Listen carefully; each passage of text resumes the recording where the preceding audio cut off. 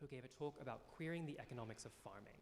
And this has kind of been really one of the hinge moments that allows us to think about what it means to queer something. And so that definition, as you can see up here, to queer something is to uncover and question norms and assumptions about it, and then to build relationships and systems that meet our needs better.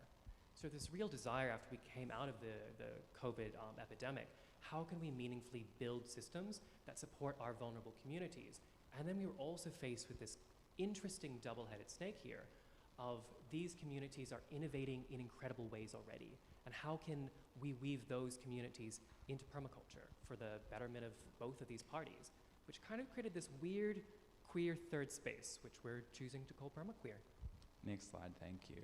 So yes, permaqueer emerged. We started teaching permaculture in queer communities, which was soon brought up by queer communities all across the world, and we found ourselves teaching on every continent except for Antarctica, which was amazingly exciting. Online, might I say. Yeah.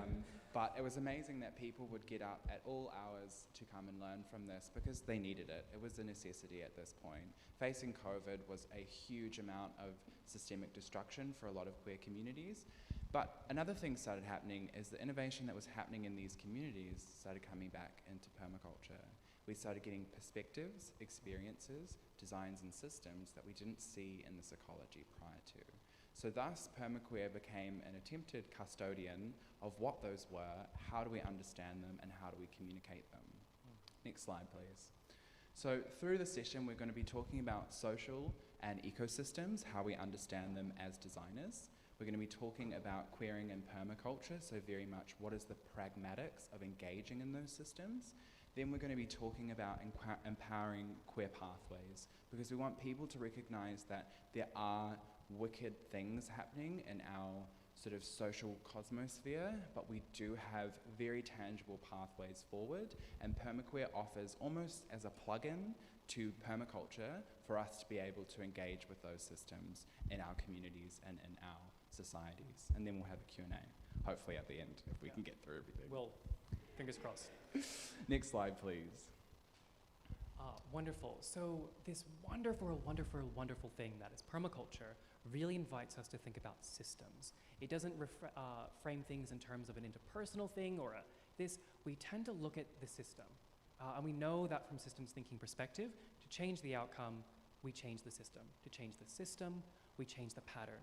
And that systems are made out of all of these interconnected and continually playing upon patterns. So we as designers need to become really skilled at what is the tip of the iceberg, the outcome, what is that little bit lower, what is the system and the context, and what are the patterns that are allowing this to continually unfurl again and again and again. Next slide, thank you. So to put this in an ecological context, because that's what we all understand, we know about macroecology. We know about the systems we exist within, these large-scale fluxes and flows of our whole existence under which we live. So this is our solar system, the sun that continues to give us day and night. This is our water cycles that allow us to maintain homeostasis and exist in this ecosystem. This is our geological bedrock, which actually underpins what can grow where and how that grows. The flows and cycles of our planet's crust that enable different vegetation to grow and different complex ecosystems to live within that. We understand that there are larger systems under which we are sort of assigned to. We can't really do much about the sun, nor should we. It's amazing and it does its job very well. Next slide, please. So how we visualize that, obviously, in ecology is nested ecosystems. We have these large macro systems and then smaller ecosystems existing within them that continue to fractal in smaller and smaller. Each of those ecosystems being at the mercy of the larger systems that it's within. However, they can create buffers, such as microclimates, for us to change the certain experiences that the organisms within that system live under. And so, ultimately, these smaller systems are nested, they are interdependent, but they are sort of in direct relationship with the larger systems at play. Next slide, please. And we come to this wonderful idea of ecosystems and social systems, and typically in this culture, we really like to divorce the two. But we know as permaculture designers, if you've ever implemented something, if you don't build in people care or fair share, generally a really great ecological design will often fall apart. These things are enmeshed, and from a patterns and a systems thinking perspective, we know how certain patterns play out. An example I could give would be a branching pattern. We see it in nature in the branches of trees and in the roots of trees. Their function as a pattern is to either distribute or collect to a centralized location. And we know that if we affect that node, it affects everything else. If you were to poison that node, it would poison everything else. And this applies socially as well. If we think of a lot of branching patterns like traditional CEO structures or a lot of organization and educational frameworks, it has this top-down effect that splinters again and again like a branching of a tree. And we also know that if there is a bit of poison at the top, that flows downstream. So the same vulnerabilities that occur in social systems applies in ecological systems when we apply that systems thinking perspective. And our biggest challenge is coming back into harmony, recognizing that Indigenous ways of being are custodians of those patterns and how we relate to it, but our society by and large tries very hard to separate these two paradigms. Next slide, please. So to put it back into our nested ecology analogy, that's the same pattern with social ecologies. We live as individuals in our own social context. We live in families, in communities, in neighborhoods, in workplaces, in states. We live in countries, we live in cultures, we live in demographics. All of these are complex social structures, nested within social structures. Larger systems such as governance, legal, all of these invisible structures, they're still social systems, all of our invisible paradigms that we exist within. So we recognize our sort of scales of magnitude, both in ecological context and also in social context. And so it's important to recognize, okay, if we have these scales of magnitude, what are the larger ones at play here with which we are at the mercy of? Next slide, please. So if we have macroecology, we must have macro-social ecology. What are these large paradigms with which we are bound to in our systems and in our societies? These power structures under with which we have and we are obliged to behave within. These are our deep systems thinkings, the paradigms or mental modes that we carry. These are the deep values and cultural memories that we have. The reasons we can't really explain why we do things, these are deep and difficult to look at because they don't exist in us as individuals, they're macro-social. They're very difficult for us to comprehend because they're invisible, but they're embedded in behaviors, they're embedded in communications, they're embedded in values. Next slide, please. So why is this relevant? As I'm sure we're all aware, there is a lot of issues we're having in the world at the moment. There are a lot of these invisible macro-social structures that exist that we have to design with as permaculture individuals. It's difficult because while we talk about social design, we're really talking about earth care and environmental design because the issues we have are human-made. The solutions to those human-made issues are solving ourselves as humans so we can get back into right relationship. So there are elephants in the room. There's actually many elephants in the room. There are many different social ecologies and many different elephants in different contexts. Next slide, please. And a lot of these elephants have names. And these names can be white supremacy, capitalism, colonization, patriarchy, ableism. And these are just a handful. There are many, many more. And I want to come back a little bit to that idea of that brave space encounter. You might be feeling a little bit of a, I know, standing on here stage talking about these things, I'm feeling a little bit of a, but part of the work here is to kind of be able to take a breath with that. Sit with it. Sit with a little bit of discomfort. See if you can stretch that edge a little bit and have an examination of this. And I'll also note, there are many more elephants there. Our quest here is to take them to a sanctuary where they belong and move on together. These are the ones that exist in Western context. There are more. This is just some ones we will focus on. To you, Toad. Thank you. And so once again, we're coming to that systems thinking perspective. How do we have agency here to design a better future for ourselves? Well, if we have on those kind of systems thinking and pattern recognition goggles, these systems have patterns. I think it's useful here to maybe draw from an ecological metaphor first to kind of give a bit of a shape to this kind of beast that we're talking about. Our Western culture loves monocultures, don't we? We love to grow our food in it. We love our rows and rows of corn, of tomatoes, and never the twain shall meet. We really love this idea as a pattern. It seems like a great idea. Like, obviously we do it so much, there must be a reason why we do it. And to be honest, there is. We love to collapse complex systems into really easy, simple systems because it allows us to extract from it. And it's deemed a very efficient system. And that's, you know, if I'm going to sing the praises of monocultures, that's what they do. But also speaking to a room of permies, we also know some of the risks of monocultures. And that is they're prone to pests, disease, and collapse. That's something to be worried about. Also, there's a sense of competition. If we have row after row of corn, they're going to be competing for one nutrient. So we're starting to see patterns of competition emerge. And because that competition emerges, we have to extract from nearby environments. So the hegemonic monoculture center has to steal from all of its neighbors to prop itself up. Not only that, because we're trying to protect the purity of that center, anything that blows in that's on the fringes or the other is deemed as a threat. And so farmers traditionally spray that out of existence. And the reason I'm talking about this is because the same patterns that apply ecologically apply socially. And if I were to name one social monoculture, we could name white supremacy. The idea that we uplift one group of people who are deemed to be better than, which we know is untrue, to the detriment of other people. It requires the extraction of all these neighboring areas. I'd also say it's prone to pest, disease, and collapse. And also this idea of a value of individualism and competition as the norm. We see that in our economic structures as homo economicus, which is a wild framework. So why are we talking about this again? Why are we coming back to this idea of systems and designing? Well, there's this great quote by Audre Lorde that says, "The master's tools will not dismantle the master's house." So if we, as permaculture designers, need to become cognizant of all the patterns that build extractive monocultural ways of being, and if we become cognizant of it, it means we can have a bit of agency in designing and creating systems of syntropy. Why are we modeling our social systems off of ecological monocultures, which are doomed to fail?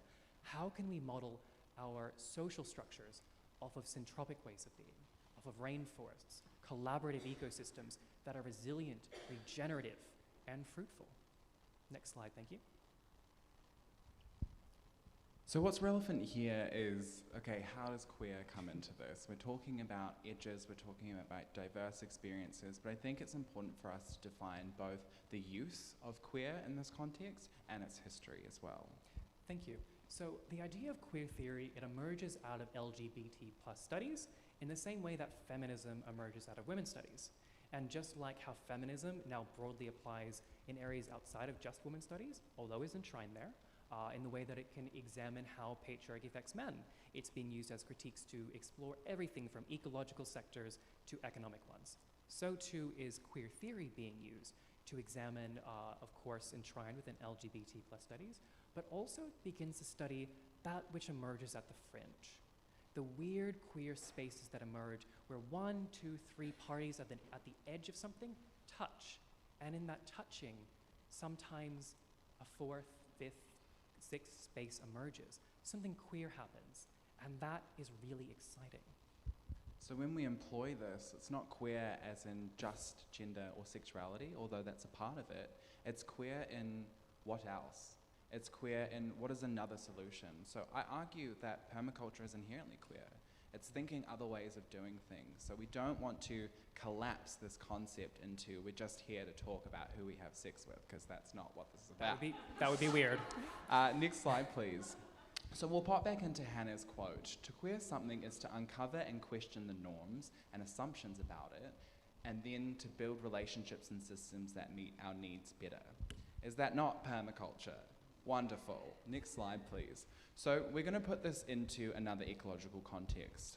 We talk about edge effect, we talk about embracing marginality and diversity and its role in ecosystems. We'll break this down to its actual and applied function in terms of calories in an ecosystem. So here we have a freshwater river coming out into the ocean. We have freshwater and saltwater ecosystems merging. We also have 2 land masses on either side. We have arguably 4 different ecosystems under their own domain converging together. Now, what we see happening is this interaction creates a 5th space where many different organisms and ways of homeostasis, ways of exchange, or existing have to bash up. And we notice that in these ecosystems, there's actually a larger quality of life there. So these areas are exemplified that when we value the edge, we recognize so much happens in these spaces, so many interactions and relationships that create beneficial ways of being that can respond to the task at hand. We recognize we need to be learning, we need to be integrating, and we need to be occupying this space. Next slide. So just as we know we have ecological edge effect, it's social too. Thank you, Guy. So there's this weird and wonderful thing happens where different groups of people or ways of being begin to touch each other. If I can think of an example, I'll bring up the tale of New York City. It was traditionally a migrant town. Many people moved from different areas, from different as immigrants, as refugees, and settled in New York City. In every different town, there was a different collective of people. And in every different collective of people, there was so much edge there. And from that edge, arts, culture, cuisine emerged in ways that exploded. New York back then is not the same as New York today, I'll give it that. But that is a really great example of that idea of the more surface area and relationships we can build, the more wonderfulness, more deliciousness that can emerge out of those spaces. I'm actually going to bring up quite an odd example of what I deem to be queer theory, and it's actually in autism coaches. So typically, unfortunately in the society, in the schooling system, kids with autism are seen to be difficult, disruptors, the problem. They need to be assimilated into the correct and pure way of being, which quietly is a bit fucked. When we actually know, when we bring in autism coaches, and it seems very inane to the people who are in charge because they'll look at here and they'll be like, oh, these lights are too bright. Oh, those colors are too bright. We need to just move the tables a little bit here. We need to change how we deliver the content, and we need to have some more regular breaks. And it doesn't really seem around education or punishment to bring these children into the right way of being. But what happens is the kids with autism do better. And not only that, the kids without autism do better. And not only that, the wellness markers amongst teachers improves as well. When we look to the edge and we design for the edge, those at the center, there's often this weird framing that's like, we're designing for those people at the edge because we're good people. Whereas we know as permaculture designers, when we design for those people, they are the canaries in the coal mine. We are all connected in systems, and by designing for them, we actually design for ourselves. It's interconnection. And when we ignore those feedback, we run the risk of terrible things. A really complex statistic that has emerged recently is around HIV. Typically, if we look at a fringe community and how they were underserviced and uncared for, how the HIV epidemic ravaged queer communities. And the work that was done tirelessly by HIV activists to get integrity, care, support, and medical services for those people. HIV is now, for my recent numbers off the top of my head, I'll have to triple check myself on that, really kind of not increasing in queer communities. In fact, in a lot of areas are decreasing, but the alarming thing is the rising number of HIV infections is in cis-hetero relationships. So queer communities self-organize, cared for themselves, but now it's actually the vulnerable party or the people who are least vulnerable to begin with. And that's a weird queer thing there. So when we think about design, if we don't design for those at the edge, it affects us ultimately. Next slide, please. So here we are talking about all these concepts and frameworks as designers, and we're interested in solutions here.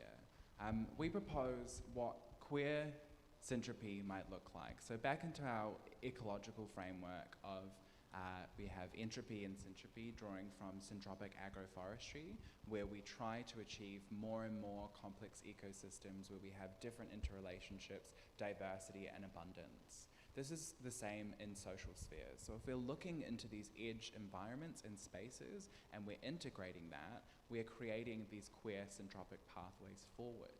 So next slide, please. In our work at Permaqueer, we have been interrogating with communities across the world, what do these pathways look like, and how do we engage them, and how do we design with them, which is what we call frameworks of queer regeneration. Now, we're going to go through 4 of these frameworks. Again, we're covering a lot, so we will go through this, take it with a grain of salt, but we'll be deep diving at some other point later on. Catch us at lunch. Yes, so next slide, please. So to put this back into context of ecology, one of the frameworks that we've used in community is functions of privilege and capital via ecological succession. We know that for an environment to heal itself, certain pioneer species have to come in, nitrogen fixers have to come in, we have to build that whole canopy level of stratosphere of our rainforest, but one organism leads way for the next one to come along. And this is relevant with capital and privilege, and this is relevant with the elephants in the room. Some people have the capital and privilege to access areas that others don't. That is a function. That is a social function. And in this world, we have created this shroud around the word privilege. Privilege is functional. You have that. The most difficult thing about privilege is sitting with it and doing nothing. The permaculture movement is an incredibly privileged movement. And we need to recognize what is our function along here. And actually, when we recognize that one system can lead way to the next system, we see ourselves in our social context and recognize, what is my relationship to that? What is my relationship to the people that come into this space? And where do I sit? Sometimes reconciling with that is very difficult and it takes time. That's fine, start that process, we will get through it. But recognizing that to get to this diverse, syntropic, culturally diverse, and recognize equity, we need to go through these processes and be explicit about the privileges that we walk through life with.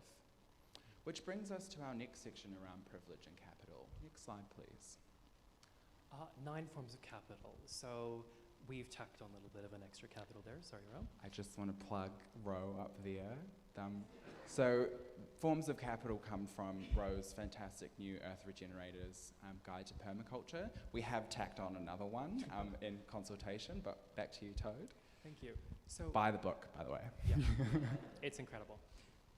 So there's this wonderful thing that allows us to actually think, well, instead of just being here, I can't do anything, what do I have capital within? Certain communities have a large amount of capital, whether it's financial, material. Maybe these capitals are bankrupt in terms of social capital, spiritual capital, ecological capital, cultural capital, and other kinds of capital.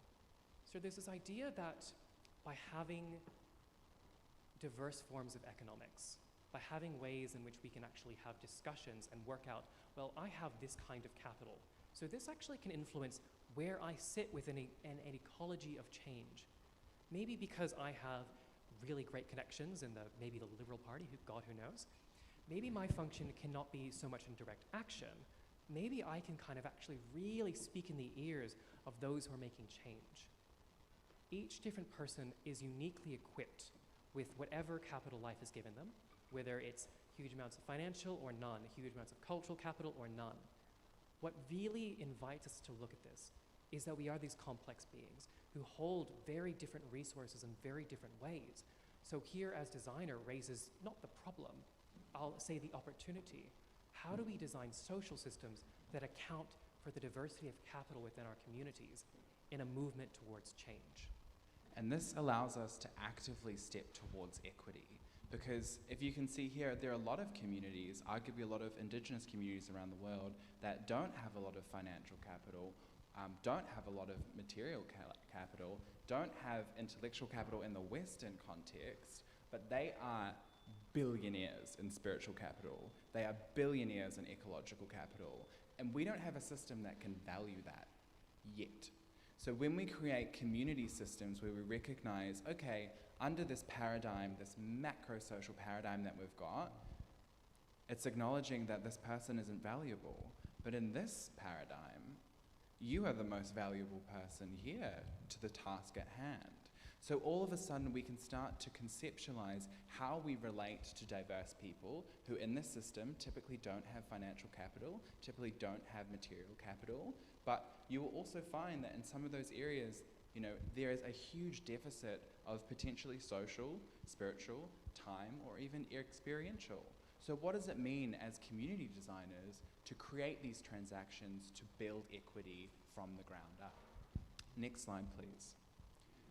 Now, it's important for us to acknowledge the form of culture and how it appears in this space, and recognizing that everyone is inherently valuable, but there is a task at hand, which is earth care. Climate change is very real, and we need to align to the ways of being that can actually live in a world that takes care of the ecosystem.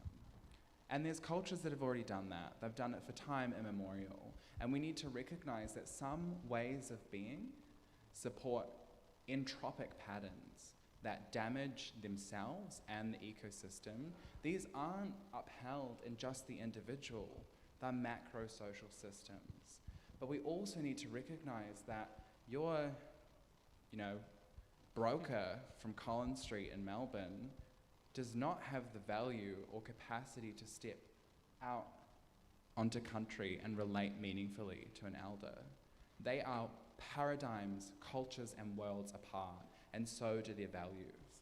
And this is where our sort of ecological succession becomes relevant, because we sit somewhere along here, and on either side of us is our sphere of influence. We have privilege to educate people, okay, come to this stepping stone, and what might we do moving forward? And if we talk about privilege and capital like we did before, we recognize, holy moly, our Indigenous people actually have the ways of being that we need to be stepping into. What does it look like to exchange equity? What does it look like to feed that? And how do we navigate the spectrum of cultural frameworks? This says nothing about the value of human life, because it's all deeply important, but it says so much about the ways of being that we subscribe to, and the systems and macro structures that we exist under. Next slide, please. So when we talk about work with nature rather than against it, we also need to consider working with human nature rather than against it. And we've got this wonderful thing that allows us to perceive the world, and it's called a nervous system. And there are certain things that allow us to think in terms of collaborative, long-term thinking. And there's also situations and outside impacts or community impacts that force us to think in terms of short-term thinking. Well, if I can just get this one thing today, I'll be good, and then I'll think about tomorrow. And then tomorrow comes and another thing happens, I've just got to think short-term now. And we just kind of see this kind of spiraling pattern again and again and again. A framework that we use that I absolutely love is the window of tolerance that comes out of polyvagal theory and trauma-informed design. So there's this wonderful way that we can actually design systems that bring our nervous system into this beautiful green flowing zone that allow us to actually examine our ethics, our morals, our values. It allows us to think collaboratively and beyond just ourselves. But certain impacts, whether systemic or interpersonal, actually can take us well outside of these zones into these kind of like panic moments. And this is where we get the language of fight or flight, but there's actually quite a few more responses we have outside of there as well. And when we're in those spaces, it's really hard to make structural, meaningful change. That thinking before about the master's tools will not dismantle the master's house, when we're in that hyper or hypo-arousal states, we typically our nervous systems are geared towards short-term thinking, using those tools and those patterns of violence that we can ensure can return us to a sense of safety. It's not thinking long-term, it's thinking, I'm in danger, I've got to do something right now to feel safe. And if all of our life is those moments stacked up against each other, it's really hard as designers to think about long-term, regenerative, and collaborative design. And what's interesting when we take a permaculture lens to it, trying to identify patterns, when we recognize, okay, if we're coming into an environment, what are the trauma responses that we have or nervous responses when these systems of violence are engaged? Largely in patriarchy, that is maintained by pushing everyone down into this hypo space of response. And when we are trauma-informed, we can recognize that pattern in its moment, and we can support our community members to actually say, okay, this is happening right now. Why did that happen? Who did that? How did that occur? And how do we get back into the space? That's very difficult. Elephants are very difficult to look at. So we have to understand how to step in this place. Elephants are beautiful to look at. These elephants are hard to look at. Very cumbersome creatures. How to stick in this space with people care, with love. And there is a way to do it. And we've had the privilege of engaging in lots of communities in that way to an amazing social and diverse and equitable response. Next slide, please. So, in seeking to queer and in this approach, there are a few requirements and approaches that we have to have. Toad? Thank you. So we can see here, I've got a few words written on the board about queering our communities. What does it mean to actually meaningfully embrace diversity? Not just have in a tokenizing way, but allow someone to actually bring their tale behind them and co-collaborate or co-create the organization that brings all these cultural tales together instead of just having to be the token X person on the board. What does it mean to actually co-create these things? We've got to be also learning how to have inclusive approaches. If we come with all of our invisible baggage and are approaching the system in this uncumbersome way, we just talked about trauma-informed design. We can be causing deep cultural, we can be acting in profoundly sexist ways, we can be acting in profoundly racist ways. We need to actually be able to have those tools to be able to reflect on how our behaviors just inherently can impact other people. We've also got to be looking to how do we design these things to accommodate marginality. As we spoke before, if we don't actually design for these communities, it impacts us. We might not be cognizant of it, but if we're not designing to hear that feedback and uplift those voices, the undercurrents that are shifting around here are still poisoning our wells. They're just poisoning those other people's wells quicker and faster. Okay. And to engage in this space, there are some requirements for us to be in there. First and foremost, it has to come from an eco-literate design space. So I'm glad we're talking to permaculture, it's because that's the foundation of it. But it's not regeneration unless it's grounded within earth care.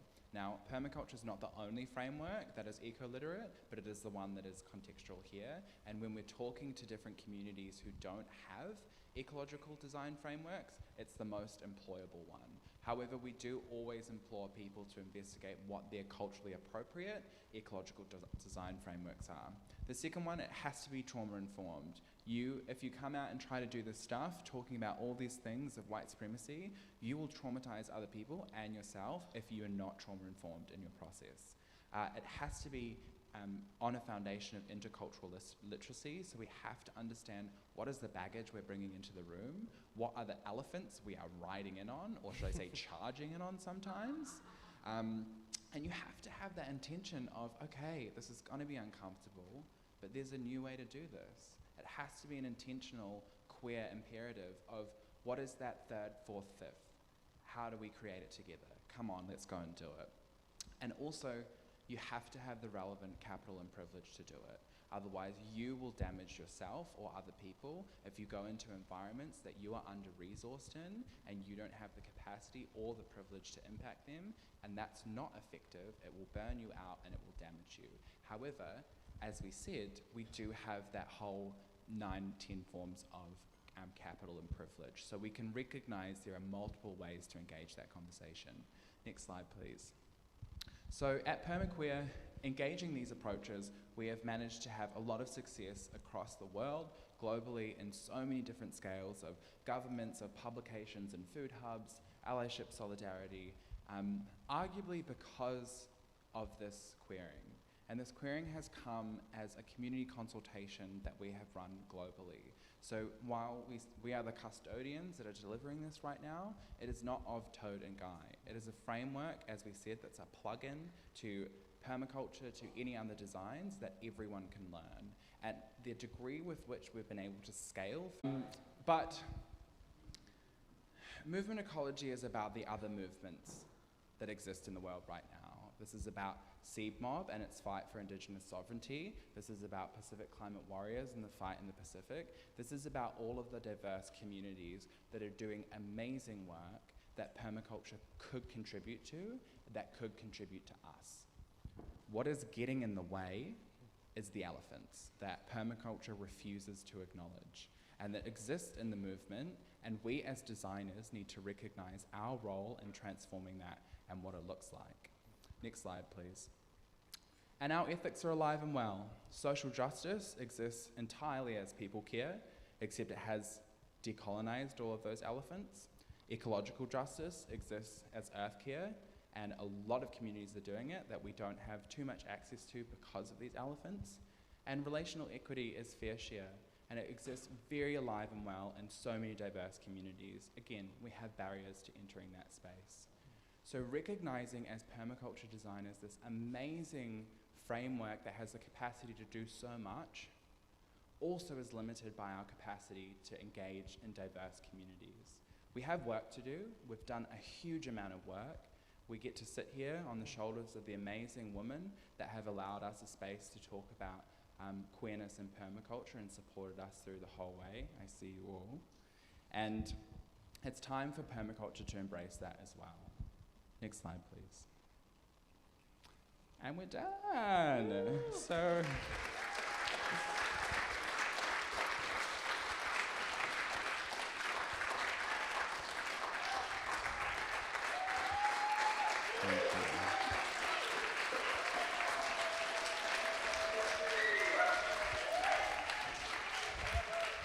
thank you.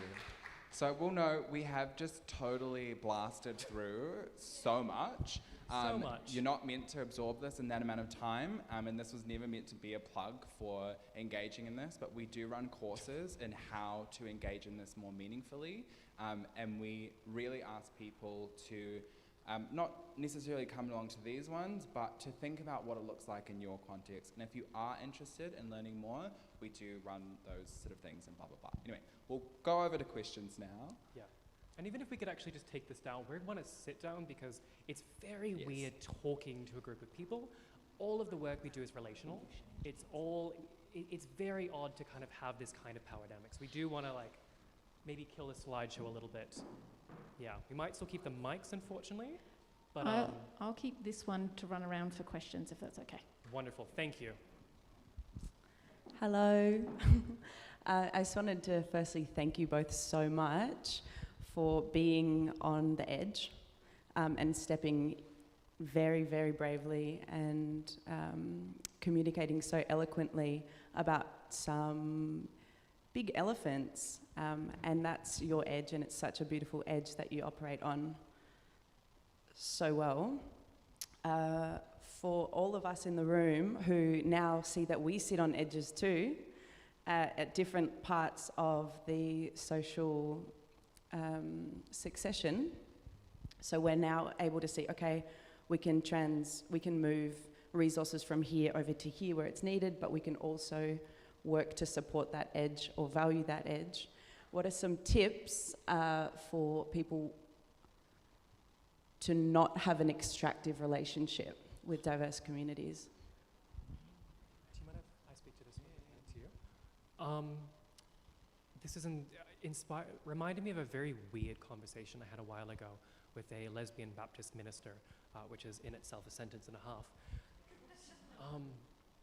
And I was really curious because her colleagues call her the conservative whisperer, because by simply existing in those spaces, she demystified a lot of the realities of queerness, particularly how queer people are portrayed as wicked, evil people in those spaces.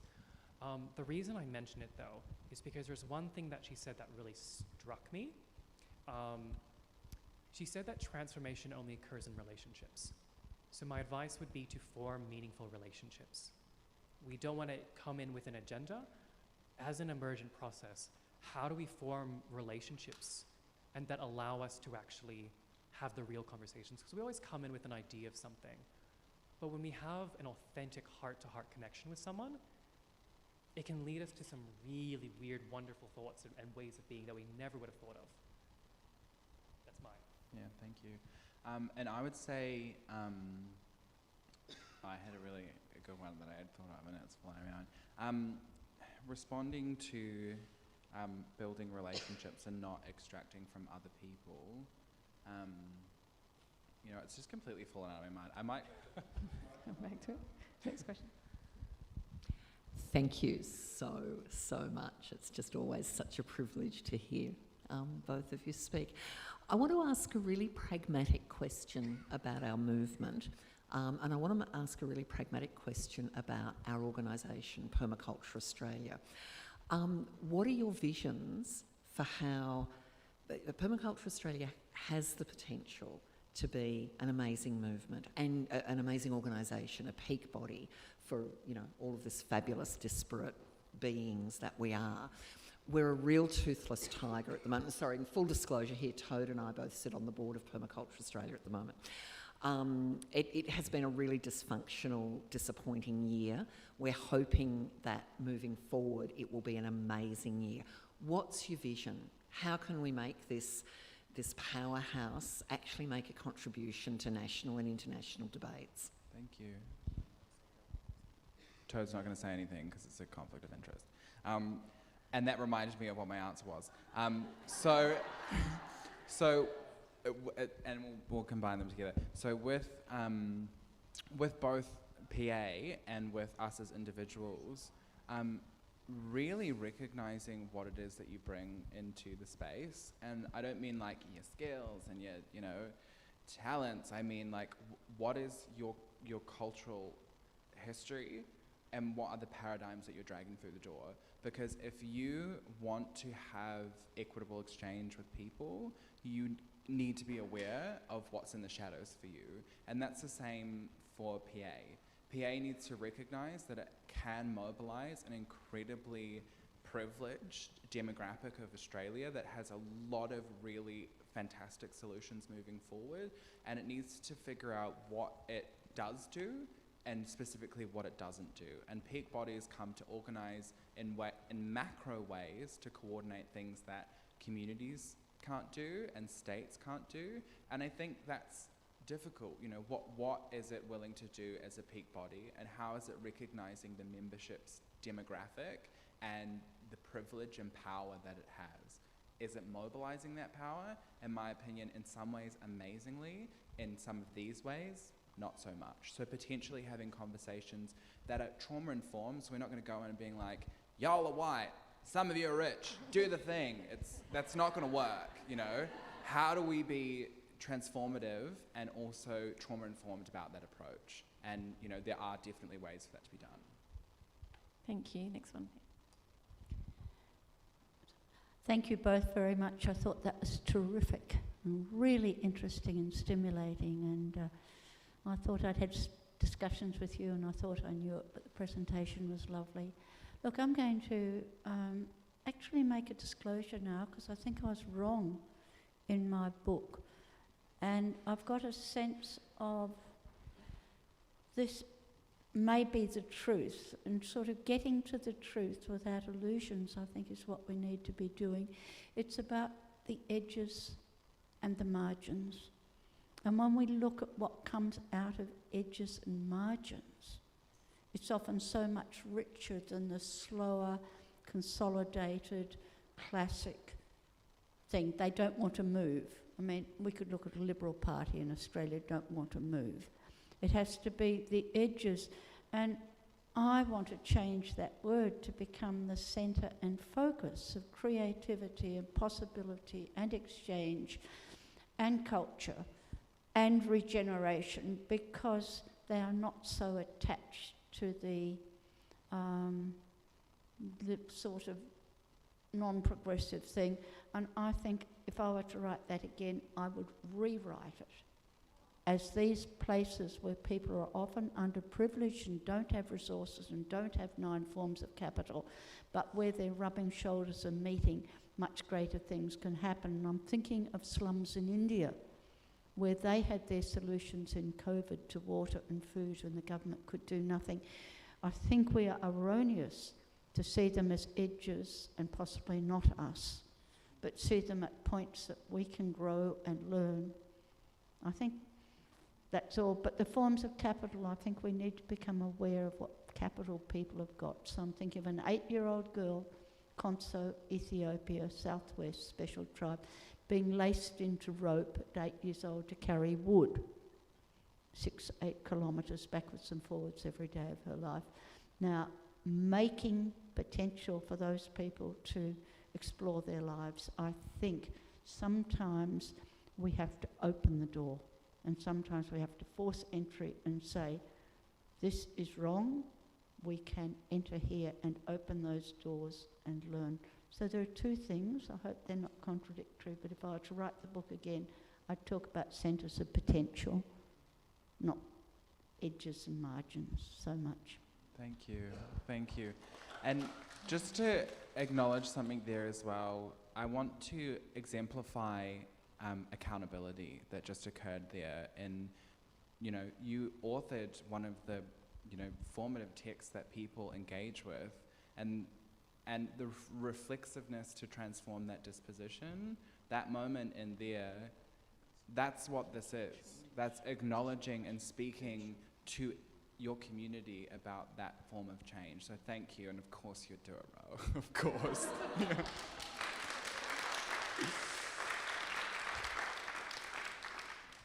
Can I have your permission to respond to Greta? Yeah, Very sure. quickly. Yeah, sure. Greta, working in edges in policing, I had a senior police officer say to me, how do we make people feel like they're involved? And I said, you're asking the wrong question. And when you figure out what's wrong with that question, that's when we make people feel involved. Is if you go into marginal communities hoping to make them feel like you care about what they're saying, you've missed it. I'm going to pass. Is that all right? Last question, I think. Question over here. So just a quick link for me, I suppose, to the question about Permaculture Australia and how they're working, and a comment that Hannah made in the previous presentation about, politicians are there because we put them there, and we have every power to be contacting them and haranguing them and telling them what we need and making sure they're doing that. Is there some sort of relevance to that comment and permaculture people and Permaculture Australia? I would say emphatically yes. I think we need to be designing organizations like permaculture designers, not like bureaucrats. Once again, I can't say too much, conflict of interest, but thank you. Yeah, so I'll hand to Guy because The bell. Yeah, and the bell's rung, so I know we have to start leaving.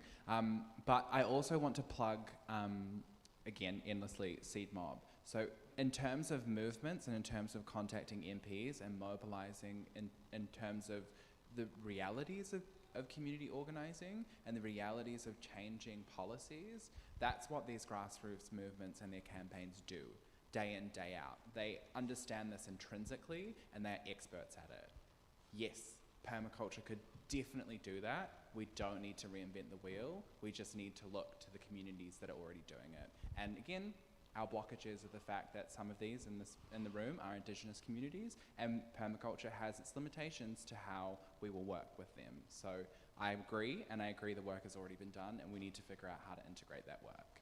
Yeah, and we're done Thank now. you. No, we've got 1 minute for me to wrap up. Thank you. The little dingle bell is the 2 minute. The big, big bell is coming.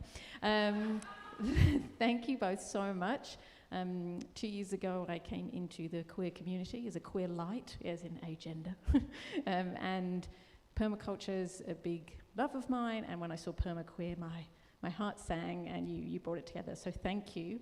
And thank you all for your presence here. I think parts of the APC, I feel like I'm going out of that window of tolerance into some fight or flight behind the scenes. But this talk really brought me back into that. So it's been a beautiful space to share with you all. We're about to go to lunch. We've fed our souls, we're about to feed our bellies. If you have super special dietary requirements that you've probably been communicating because you've got something super special that you need, table 4 is where your food will be. If you're a regular old veggie, vegan, gluten-free like lots of us, you should be fine at the normal tables. One more huge round of applause for our permaqueer folks, Toad and Guy.